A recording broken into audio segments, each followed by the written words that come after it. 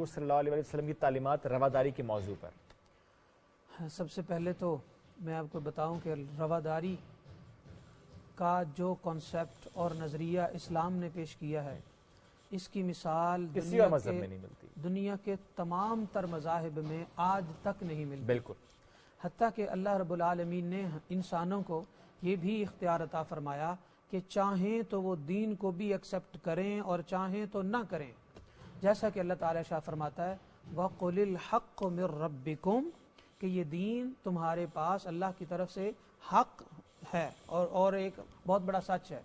فَمَنْ شَاءَ فَلْيُؤْمِنْ وَمَنْ شَاءَ فَلْيَكْفُرْ تم میں سے جو چاہے اس کو مان لے اور ایمان لے آئے اور تم میں سے جو چاہے اس کا انکار کر دے. لہٰذا جب اللہ تعالیٰ نے اپنی ذات کو ماننے کے لیے اپنا کلمہ پڑھنے کے لیے ہم پر جبر نہیں کیا تو زندگی کے دیگر معاملات میں اللہ جبر کیسے کرے گا؟ بے شک. اسی طرح سورہ آل عمران ہے آیت نمبر 257 میں ہے اللہ رب العالمین نے ارشاد فرمایا لا اکراہ فی الدین کہ دین میں جبر نہیں. سورہ بقرہ کی آیت مبارکہ کہ دین میں کوئی سختی نہیں، کوئی شدت نہیں. تو جب دین میں شدت نہیں ہے، سختی نہیں ہے تو پھر ہم واضح طور پر یہ کہہ سکتے ہیں کہ اسلام ایک رواداری کا مذہب ہے. جیسا کہ قائد اعظم محمد علی جناح رحمۃ اللہ علیہ نے 11 اگست 1948 کے بیان میں بھی اور اپنے اسپیچ میں بھی فرمایا تھا کہ اسلام امن اور رواداری کا مذہب ہے. بس ہمیں چاہیے کہ ہم اس چیز کو اور اس پیغام کو ہمیشہ یاد رکھیں. آج ہمیں چاہیے کہ ہم رواداری کو یاد رکھیں اور اسے اختیار بھی کریں. اس کا سبب یہ ہے کہ نبی اکرم صلی اللہ علیہ وآلہ وسلم نے فرمایا من لا یرحم لا یرحم تم میں سے جو رحم نہیں کرتا اس پر رحم نہیں کیا جاتا. کیا بات ہے. آج ہمیں ضرورت اس بات کی ہے کہ ہم رحم کریں سب سے پہلے اپنی ذات پر کہ ہماری ذات سے کسی اور کو شر نہ پہنچے، نقصان نہ پہنچے، ہم تنگ ظرف نہ ہوں اور ہم وسعت ظرفی کا مظاہرہ کریں، ہمارے حوصلے بڑے ہوں، ہماری سوچیں وسیع ہوں. اور ان ساری باتوں کا جو درس ہے وہ ہمیں آقا علیہ السلام نے بھی دیا. ایک بڑا پیارا آپ نے جملہ ادا کیا، سوچ کی وسعت کیسے آتی ہے؟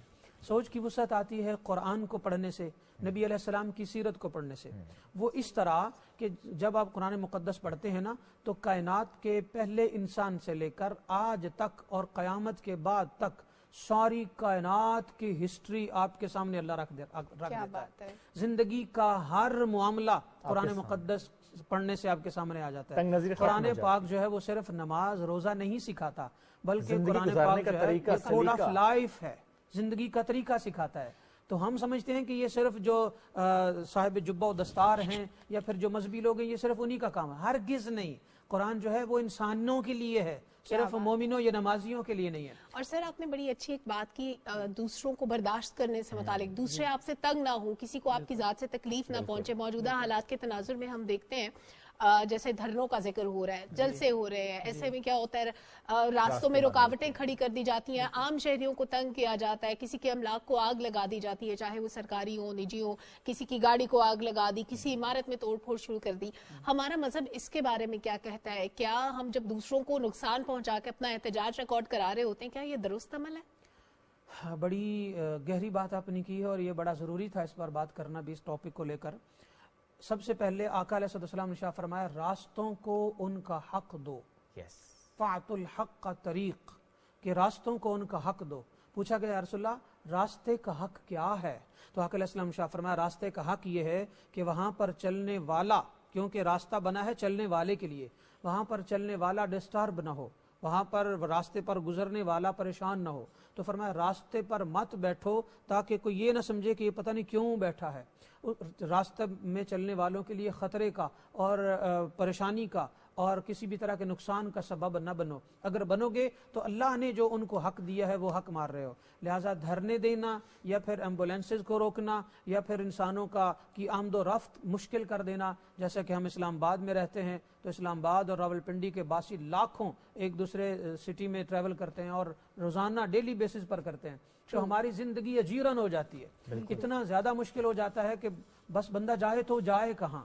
حالانکہ حال یہ ہے کہ جس اسلام کو نافذ کرنے کے لیے، جس ریاست مدینہ کو بنانے کے لیے ہم بات کرتے ہیں، اسی ریاست مدینہ کے محبوب علیہ السلام نے فرمایا تھا کہ ہر انسان کو اس کا حق دو. جبکہ یہاں پر لوگ مر جاتے ہیں ہاسپٹلز کے انتظار میں پہنچنے کے انتظار میں، بہت سارے حادثات ہو جاتے ہیں، لاکھوں کروڑوں کی جو املاک ہیں وہ جلا دی جاتی ہیں، گورنمنٹ کی بھی اور عوام کی بھی، اور اس انداز سے تنگ کیا جاتا ہے قوم کو کہ لگتا یہ ہے کہ ہم یہاں ایک عذاب کی زندگی جی رہے ہیں۔ اور سر ایک جملہ ہمارا دین جو ہمیں سکھاتا ہے کہ ایک شخص کا قتل پوری انسانیت کا قتل ہے۔ پھر جب ہم دیکھتے ہیں ہمارے احتجاج کی وجہ سے جب کوئی ایمبولینس راستے میں پھنسی ہوتی ہے، اس میں کوئی مریض دم توڑ جاتا ہے، کیا اس کا گناہ ہمارے سر نہیں آتا؟